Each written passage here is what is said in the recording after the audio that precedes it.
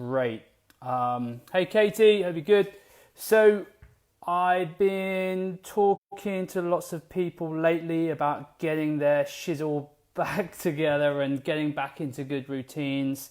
I've spoke to so many people whose routines have been knocked out of shape due to COVID, and I wanted to kind of like just share. I like to share concepts. I like to share ideas, things that will hopefully make people think a little bit. Hi Trish, hope you're good.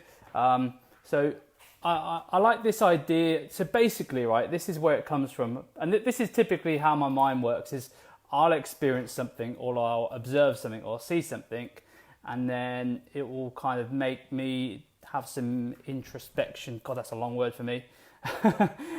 It will make me think about it. And last night we took Rishi Sunak up on his 50% deal. So we took the kids out for a nice meal, lovely steak down at the Warpack in Thrapston, and got a nice big 50% discount, which was cool.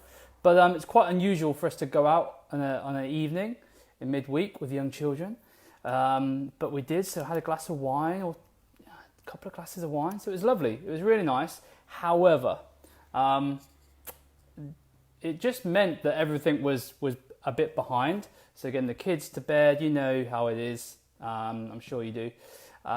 Getting the kids to bed, etc., and end up going to bed a bit later than normal. Like I'm normally in bed and sleep by around 9:30, 10:15, and I think it was like 10:30, 11 o'clock before I got to sleep. Had to be up pretty early this morning, and it kind of threw my whole day off. Like I feel like today I've been like playing catch up all day long, and I'll be honest, I don't like it. I really enjoyed the few glasses of wine I had. I really enjoyed going out, but I don't like feeling like I'm playing catch up. And I don't like it when my brain doesn't really work that well. Like I was doing this podcast this morning, and I had to have a ketone drink just to kind of give me a bit of a bing, wake up, Matt. And then I felt good, and then the ketone sort of wore off a little bit. So then I did a bit of training to wake me up again.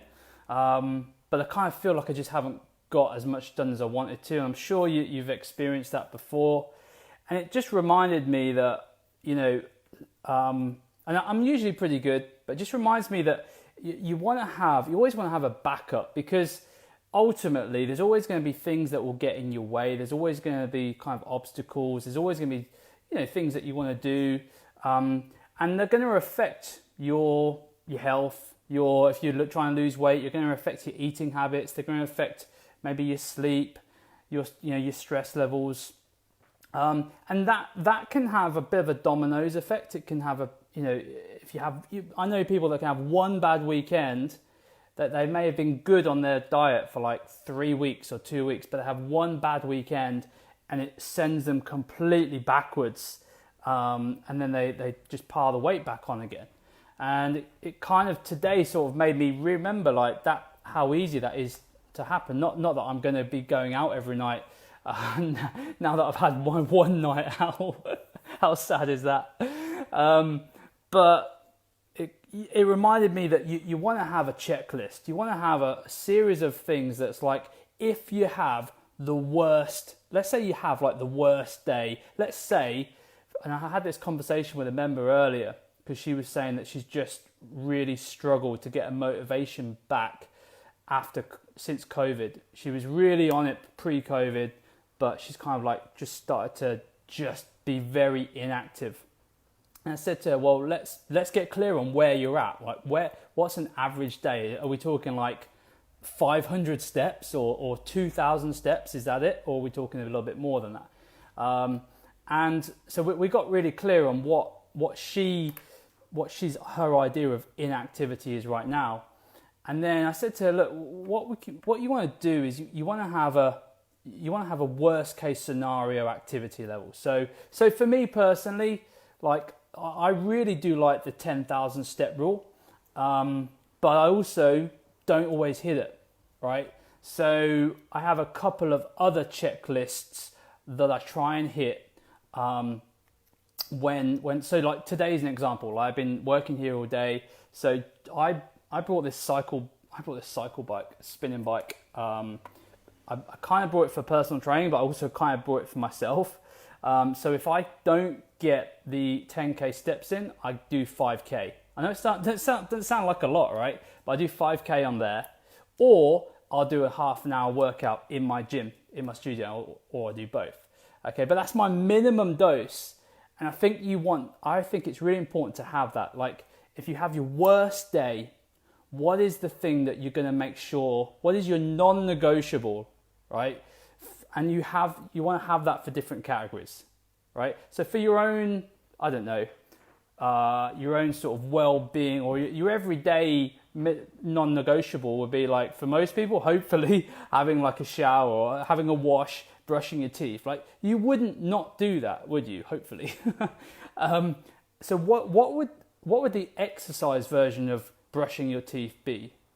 That's the thing. And what would that be for your nutrition?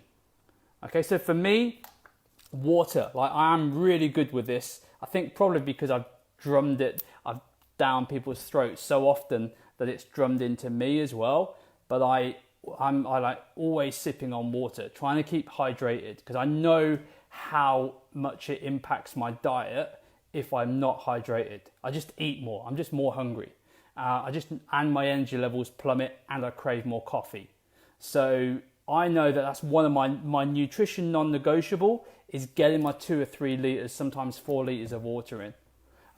My other non-negotiable, my nutrition, I'm really good at, and it's not even an effort anymore, is my protein. I get pretty decent amount of protein, whether it's using shakes, whether it's just eating the right food. You know, I just make that the thing that I choose when I'm choosing what to eat first. So try and get 20, 30 grams. Again, why do I do that? Preserves muscle mass, makes you feel fuller for longer, just eat less overall without even trying to. It's not difficult for me to eat healthy when I'm getting enough water and protein. And it's just such an easy thing. It's not a diet that I'm following. It's just a couple of principles. So I recommend like having a bit of what I call a self-care checklist. So like I said, number 1, exercise. What's your self-care checklist for exercise? Base it on where you're currently at, but a little bit better. Okay, so you want to be challenging yourself. So if you're currently averaging, work it out. Like let's say you train 3 days a week right now for an average of 30 minutes. Okay, you can work that out, divide that by 7. That's going to be your average daily workout time. Aim for something a bit more. Let's say it works out like 5 minutes a day or something like that. I'm not great at maths, so I'm not going to work it out. But let's say it works out 5 minutes. Aim for 10 minutes a day. You know, create a workout. It's really simple, guys. You have a push, you have a pull, you have a leg exercise, you have a core exercise, you have a cardio exercise. You do it 3 times, that's 10 minutes. Okay? You do it for 30 seconds of each exercise, bam. You make it fun. You add a kettlebell in there, you do some kettlebell swings. Or you go for a walk, you do a 10k, 10,000 steps. And then you're like, bam, maybe you're doing 10,000 steps already, and that's like, oh Matt, that's easy. So, okay, well if that's easy, go for 15,000, go for 12,000. Have a little aim. So that would be number 1 is the exercise. Then in the nutrition front, have your basically what we're doing with this self-care checklist is you're setting the standards for yourself. Because the problem is the moment that you allow your standards for yourself to lower, that's the first time when people start to basically give up on themselves, right? And I see this. So people get to that point where they give up on themselves and they have that one bad weekend or they have that one bad night, and then it's like, oh well, I've gained 3 pounds, so what's the point? I may as well eat this cheesecake. I may as well have this bottle of wine. I may as well skip gym tomorrow, and that's like a snowball effect. Then you've all been there when that then leads to another night of having more wine or more cheesecake or another missed gym session. And then like I said to someone this morning, like the less your body does, the less you want to do. So the more you do, the more you want to do. And the key then is, maybe 5,000 steps is your benchmark. Maybe that if you have the worst day activity-wise and you've been sat on your ass all day, but let's say you've done 3,000 steps, but you get home and you go, okay, I'm gonna have dinner, I'm gonna go for a nice walk, I'm gonna get those last 2,000 steps in, so I hit my 5K. Then you can go to bed feeling just mentally like you tick the box. You've done your self-care work for the day. You do that for a month, you hit a 30-day streak, you're going to feel good. And then what you're going to do is you're going to raise your standards. You're going to feel like you can do more. It's going to go from 5,000 to maybe 7,500. And you do this, the idea is I would actually choose 3 categories for your self-care routine. It doesn't have to be called self-care routine, but that's what I call it. You could call it a lifestyle performance routine. So 3 categories. So you could have one for, if you're doing it for your health, I'd recommend exercise, nutrition, and stress management. Simple. Okay, so what's one thing that you do to what LPT, we call it decompress. Okay, maybe it's 2 minutes of breath work a day. Like, can you fit in 2 minutes of breath work? Most people spend 6 hours on their phone a day, so you could probably find 2 minutes where you just stop, find a quiet place, meditate, or just do two minutes of breath work. Okay, but yeah, some people meditate. Some people like the Headspace app, the Calm app. Some people just like me. One thing that I think me and a lot of people have found through the pandemic is just going for a nice walk. I find that really meditative. Is that a word? But I find that really relaxing. Getting out in the in areas where it's relaxing. So there's a few ideas for you, something to think about. Set the standards for yourself. So Sam, Trish, Katie, hope that's given you some ideas there. Let me know. Post in the comments below. Let me know what habits, routines that you feel that you could start to really commit to. That's the idea of this. It's not saying like this isn't a goal. This isn't saying, oh, this is something I really want to do. This is like, this is what I'm doing. This is a commitment I'm going to make every day for 30 days. Let's try it out, And then let's say you miss a day. So what? Okay, you miss a day, you say, right, maybe that standard is too high because I missed a day. I shouldn't be able to miss a day. Okay, maybe you need to set the standards high enough to push you a little bit and get you focused, but not so low that it doesn't even inspire you. Okay, it needs to inspire you enough because otherwise you won't even feel good about it. If you set your goal at moving 500 steps a day, you'd actually think yourself a bit of a loser, right? Because you think, well, that's rubbish. Of course I should be able to do that. So you need to look at where you're currently at with your nutrition, with your exercise, with stress management. It could be your sleep. That's a form of decompression.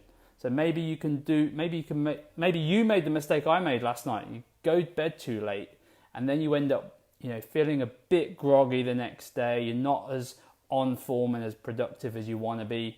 And so you set a standard for this is the time of bed that I'm going to be going to bed from now on.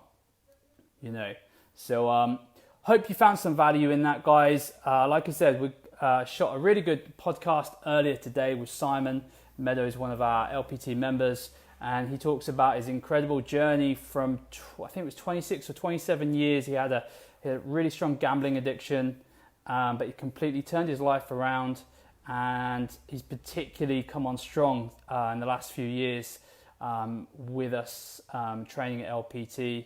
So definitely listen to that. And then last thing I want to mention is this September, we're going to be running our first 6-week transformation program that we've ran post-COVID. I think the last one we ran started in something like February now, which seems just like, it is like it's going to be like 6 months away, 6 months since, crazy. But we're going to be running our first one since, so I think it's the 7th of September. The training that we currently are offering is a standard of training that, because of COVID, is just going to be exponentially better. God, look at me with my long words. because of the reduced numbers. So, you know, you're going to get some phenomenal quality training at phenomenal price. If you want to get involved, then let me know ASAP, because we probably won't have that many spaces available due to reduced capacity. But we'd love to get you involved. So if you remember, let your friends know. And thanks for tuning in. Take care, guys.